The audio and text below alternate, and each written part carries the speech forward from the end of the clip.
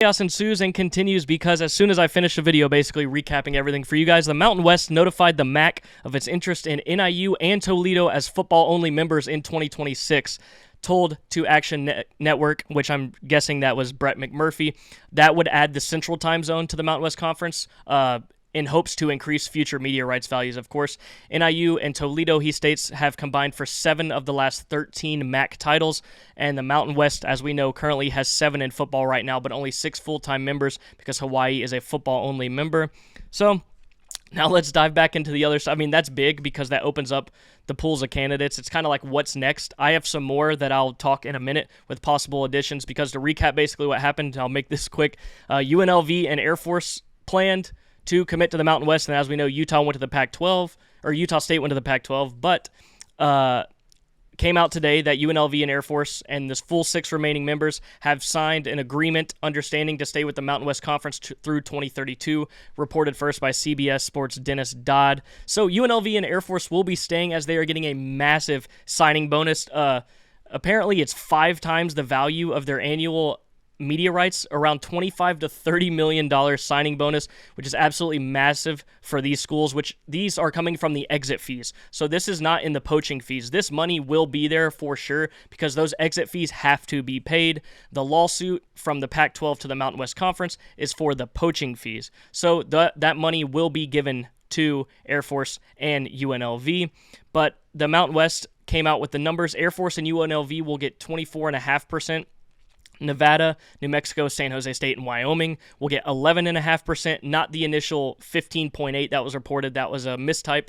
And Hawaii, as we know, they are a partial member, so they only get 5%. This is great for Air Force going forward. I've kind of figured they would go to the American. I was wrong. It seems like they wanted to stay, especially regionally, which makes sense for them, especially with all their other sports. They would most likely have to find homes in other conferences. But I think they also know they have an open door to the American going forward. If the conference is blowing up for the Mountain West or anything, Air Force has value. They're going to most likely find a home and not have to worry. So why not take this massive signing bonus and a ton of money up front?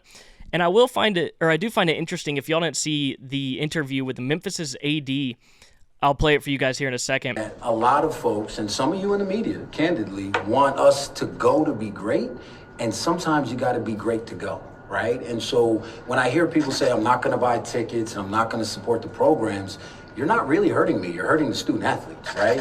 And you're hurting the people that are on the field playing. And that's really, really important for me. So where does this go? If y'all haven't seen the latest reports of what's going on between the Mountain West and the Pac-6, 7 right now, this is a fluid situation, right? So that's the other thing. When we talk about the decision that was made by the University of Memphis to not join the Pac, as I like to call them right now at this time, that was not a binary decision. That was not a no, we're not ever going anywhere. That was based on the offer that was presented in front of us, that we're not taking that offer because we don't think less of ourselves. And I came here for a reason.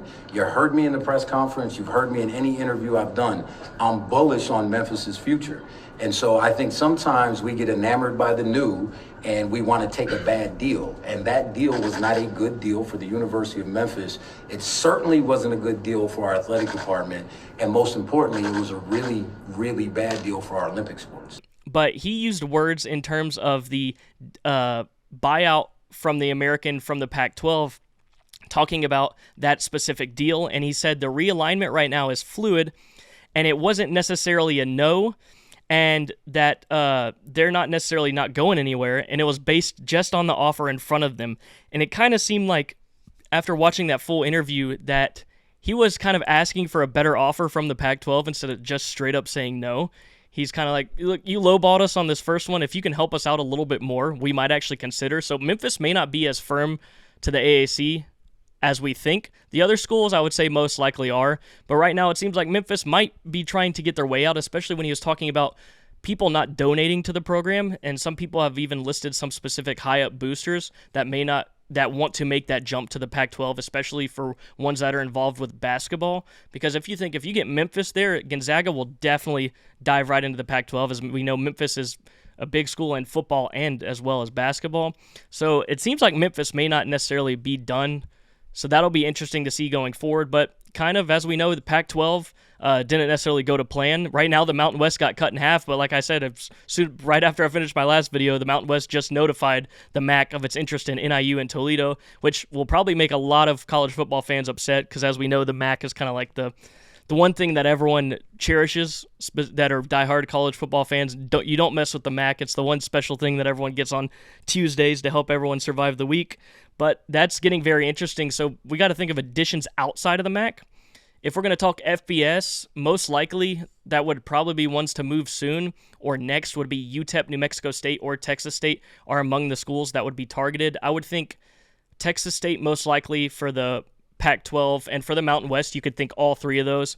For FCS, we got to talk Tarleton State, which I've talked to you guys about in the past. School that just jumped from D2 to FCS. They got a big boosters, and they have a lot of money left over even after making that jump, so financially they're pretty set, and it's a growing school in the state of Texas. Sacramento State and North Dakota State, as well as some of those other schools. Even Ross Dellinger reported today that Sacramento State in the FCS announces that it has secured millions in funding for a new football stadium, part of a public pursuit of Pac-12 membership. So they had a bunch of fans as well come together with GoFundMes to get money. They're kind of pushing as hard as they can to end up in FBS. It's kind of like I keep saying they're shooting for the Pac-12, but they're probably going to land in the Mountain West, which either way is a huge upgrade. And also it's cool to see a school actually come together and get all that money as fast as possible to try to be able to put themselves in a better spot, because as we know, the future is basically up in the air.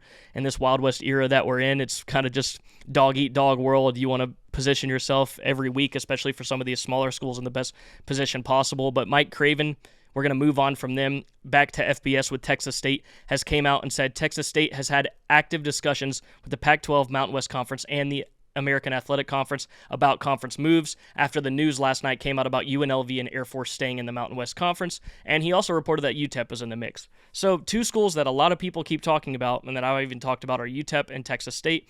So let's say these schools are gone after by the Mountain West or the Pac-12.